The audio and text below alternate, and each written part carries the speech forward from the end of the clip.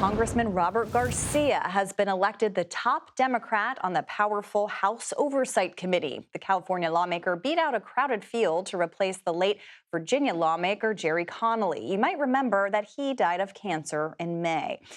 For why that committee can play such an important role, let's bring in our all-star political panel. Democratic strategist Joel Payne and Republican strategist Matt Gorman are here, as well as my colleague Fin Gómez. All right, let's kick this off with the Oversight Committee. Such an exciting committee, right? I mean, that's kind of what I want to get to for people watching at home who think the House Oversight Committee, who cares? But this is a really powerful committee, and the Democrat now, who is the ranking member, is essentially going to be one of those Democrats who will be kind of the face of the opposition. I mean, Joel, how should we see this? And are Democrats looking at this in kind of a bigger way? Well, Caitlin, the way you said it, it's a powerful committee, but it's a visible committee. And it's a committee that has a lot of visible power to the public as a mouthpiece. Typically, the person in this position and the party out of power is a good attack dog, is someone who's good on their feet, knows how to land a message, which is why so many Democrats were frustrated. And all due respect to Congressman Connolly, who passed away tragically earlier this year, did not feel like the right fit for that. As you might remember, Alexandria Ocasio-Cortez was a candidate for that position earlier in the year.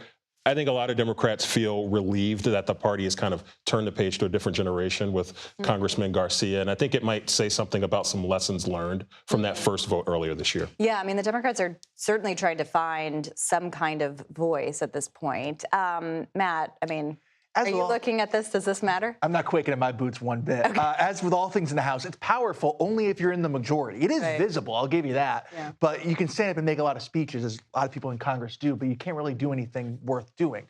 That being said, if Congress changes hands next year, certainly Garcia will have a very visible role. In a party where committee chairs are pretty ancient, Maxine Waters and Rosa DeLauro and the like, he's a younger one, certainly for Democrats, among the youngest. But that's about it when it comes to Robert Garcia. I think that's fairly notable that he's in this role. Well, it's interesting. Yeah, Finn, what are you? I would also say, like, I know Congressman Garcia pretty well, and I just do think he is closer to the base, the loud part of the base that we've been hearing mostly from the Democratic Party. And I do think that he's also been someone who has proven himself to be a rising star, I think, within the party. And I think now it is a rebuke of the seniority system. And I think that this could really, like just like Matt said, if this does change hands, he's going to be in a position that will get a lot of attention. And he told reporters recently that his plan is to hold Donald Trump accountable. I talked to someone close to Garcia just a little while ago who said that that's exactly what his blueprint will be, and to expect that. Okay, we'll keep an eye on that. Meanwhile, President Trump has been on a little bit of a social media roll today.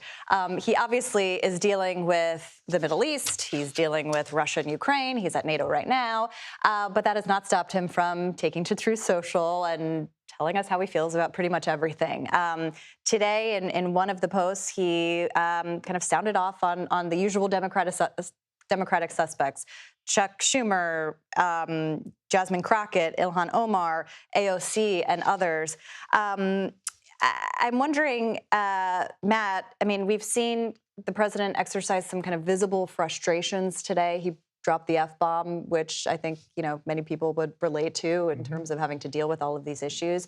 But he, just has so much going on right now and is also trying to get his major legislative agenda through Congress. It's true. Real bombs for the weekend, F-bombs on Tuesday. There we go. So all of it coming to, ahead. That should have been our headline. We'll get the Chiron going. But no, I think certainly he has a lot on his plate right now. Going to NATO, where there's been some more receptivity, I think, especially this past week, as he has been the last couple of months, to get NATO defense spending among European allies up to where it really needs to be, closer to 5% than what it is in a lot of parts of Europe.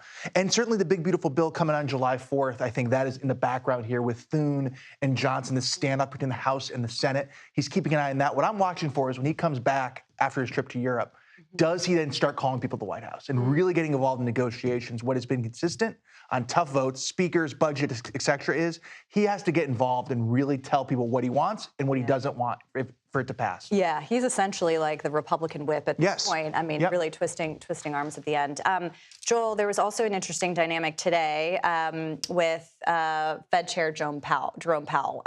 as we know, Trump does not spare many words for him, but he said today in a post, he called him, quote, very dumb, hard-headed person, and he hopes that Congress will, quote, quote, really works him over.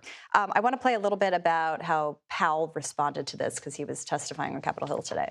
I know that some people worry that the president's bullying will impact your decision-making. Anything you want to add and give you a chance to reiterate your independence to the American people? Yeah, I would just say we're focused on one thing, and that is we want to deliver a good economy for the benefit of the American people. That's it. And anything else is kind of a distraction.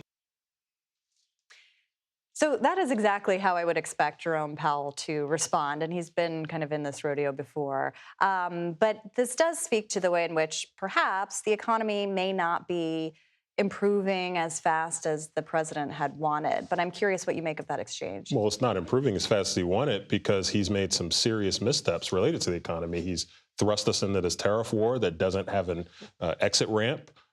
He does not seem to care about the knock-on effects of what maybe elevating tensions in the Middle East might be for people's pocketbooks at home.